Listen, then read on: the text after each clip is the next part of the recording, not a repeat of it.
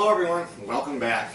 As you can see, it's snowing like crazy outside today. I had a couple of projects I wanted to do out there. One of them was going to be butchering the goats, but it's only 2 degrees out there and it's snowing pretty good. Snow is supposed to blow through here pretty quick, but tomorrow it's supposed to warm up, so some of those outside projects I'll do then. For those of you that watch a lot of the videos that I post, especially the ones from up north, you realize that I love pork steaks and I love to make canned fried potatoes. And I can my own potatoes and bring them up north, and of course they have to get pulled out for winter so they don't freeze, but I used up all of my canned potatoes. So now that it's a crappy day outside, I'm going to can a whole bunch of potatoes, and I've gotten several people have asked how do I can potatoes, and it's super simple, and I can never believe that people want to know how to can potatoes, but I thought this time I might as well video it. Okay, so the first thing you're going to have to do is you're going to have to get some potatoes. Now, if you guys watched the gardening videos this year, I grew a lot of potatoes, and I still have a whole bunch of them. But I kind of prefer to eat those, because I grew them. I like to make baked potatoes, mashed potatoes, and stuff like that. So when I can potatoes, I just wait till they go on sale at the store, and I buy those because I don't have enough to do both. I didn't grow that many potatoes last year. So I'm going to start with this 10 pounds of white potatoes. I prefer red potatoes when I bake them or whenever I cook them. But these were on sale. Once you can them, it's not that big of a deal. Another thing is, one reason why I really like cooking up the canned potatoes is that once they're canned, they do get a little bit of a different taste. So I'm sure you guys have eaten the canned potatoes that you buy in the store, and there's just a unique kind of a little bit of a taste to them that I really enjoy. So we're going to get these washed up right now. If I don't have enough to fill up 7 quart jars to do in my canner, then I'll grab some of my reds and we'll cook some of, or cut some of them up too. Now when you wash these potatoes up, you want to get them washed pretty good, because any little bad spots you see on them, get rid of those. A lot of people like to peel them. I'll explain that in a little bit, but I do not.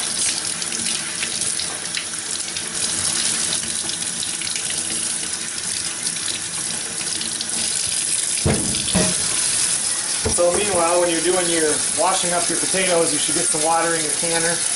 I put about 3 inches in the bottom of mine. I'm sure every canner, they have a different amount you're supposed to, but 2-3 inches is usually right in there. I go up to 3 because some of it's going to evaporate a little bit when I'm waiting for everything to heat up and I'm getting everything cut up. So anyway, get your water started so you don't have to wait for that.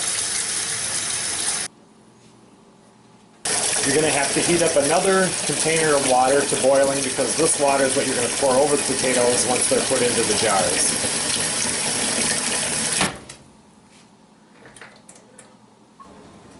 Okay, so now with your jars, I'm doing quarts this time. Like I said, I've done it in pints before, but I find that every time I want to make a batch of fried canned potatoes, I have to open up 2 pints, so it's worthless for me to do that. So I'm just going to put them in quarts.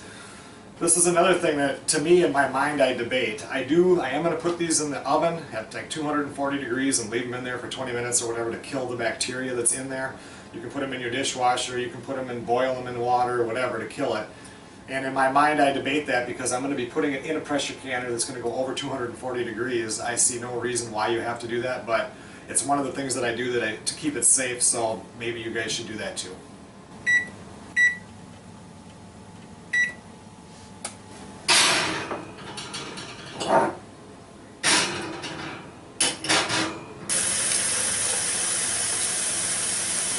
One thing that is super important is that you get your lids moistened up. They don't have to really boil that much, but get some hot water on them so these seals get soft and will seal real good. So I always do that.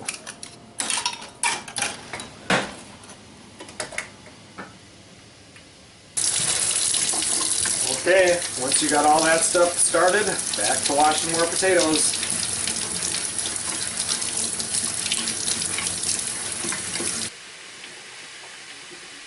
After you get your potatoes washed up, if you're doing little small potatoes, new potatoes like that size, you can do them whole. I always just slice mine up. If they're small like new potatoes, I like to eat those and not can them. So just cut them up into pieces. Look at I see this one here. We got a bad spot. Pull that out.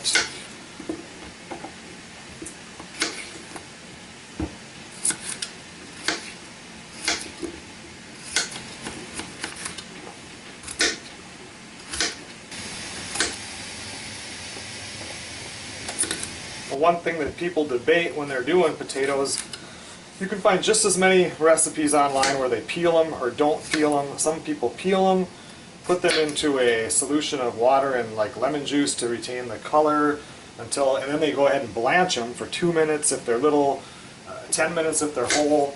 I don't do any of that. When I can something, for me, if I'm canning something, I want it done quick. It takes enough time the way it is. So I don't peel it. I just make sure I wash it good. I don't blanch it. I'm just going to go right into the jar. And, you know, it's not going to look exactly like one that come from the store. No. You know, but if you wanted it to look like one from the store, go buy them from the store. I just want them to taste good. I'm canning them. I want them to last a long time. I want to be able to bring them up north where I don't have to worry about any kind of refrigeration, or if I'm not up there for a month, my potatoes aren't going to grow eyes and they're not going to be any good. I can to can, not to make it look pretty. So as you get them cut up, go ahead and grab a hot jar out of the oven. Just start packing them in there. Wide mouth jars work good for this. You can get a little bit, it's easier to put them in there, but I like the looks and how they stack better when I use a regular mouth, so I use those. And you just want to stay a good inch down from the top.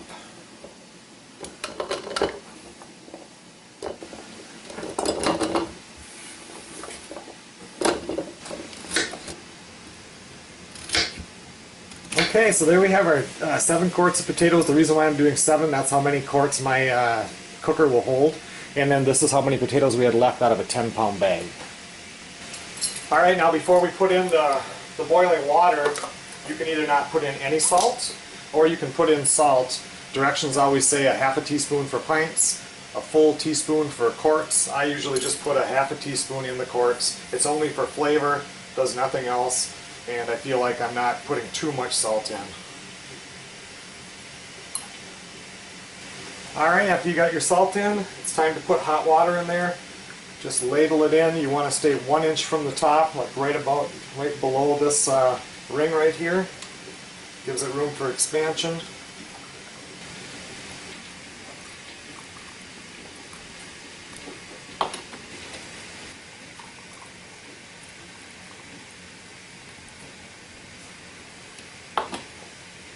After you've got your water in, make sure you go through and get the air bubbles out. You can see those bubbles come out. There's a lot of spaces in potatoes. We want to try to keep the air spaces out so everything cooks evenly. After you do that, you'll have to adjust your water height again, add a little bit more.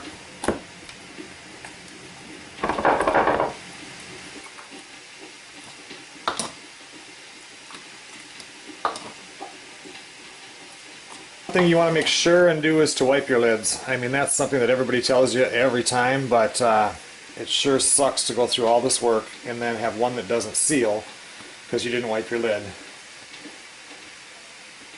Okay, after that part's done, you're almost there. Put your hot lids on.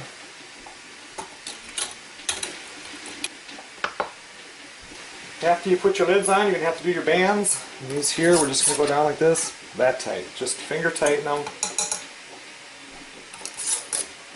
Just like that.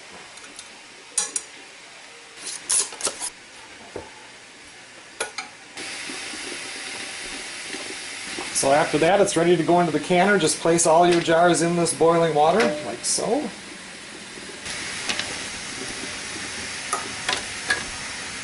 Alright, now that we have them all in the canner, we're just going to leave this open for now and just wait till this comes to a nice boil. And then from there, we'll put on the lid. I like to let mine come back up to a boil with the lid open versus putting the top on, so it's kind of a slower heat up. I'm not saying that that would help, but there's been many times when I've had broken jars before, so this is kind of, everything's kind of heating up together. One real nice thing about canning on a cold winter type day is that the whole house gets so dry when it's that cold out, and this is just, it feels so much warmer in here just because of all the moisture. Okay, now that this has all come to a rolling boil, everything is nice and hot, I'm going to put my lid on.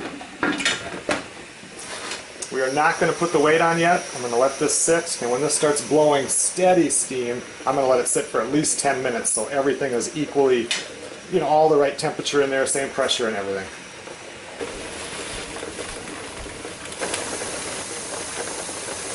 Okay, so now it just started blowing out a good steam. I'm going to let that sit for at least 10 minutes. Okay, so this has been venting for about 12 minutes now. I'm going to put my weight on there. I'm going to want to do this at around 11 pounds of pressure. So when this builds up to right when it hits 11, I will turn down the knob. And then we'll just try to keep it between 11. It'll probably jump all the way up to 12 and stuff. I need to stay above 10, so I always do things at about 11 so I can stay in my range. Okay, so we're just hitting 11 pounds. I'm going to start my timer at 40 minutes. And I'm going to turn, for my stove anyway, I've got to go all the way down to 2 at first, even a little bit lower, so this won't go way too high. It'll stay right, just go just above 11, and then it'll just kind of hover there. Alright, so now all we're going to do is keep it at 11 pounds for those 40 minutes, and then we'll be back.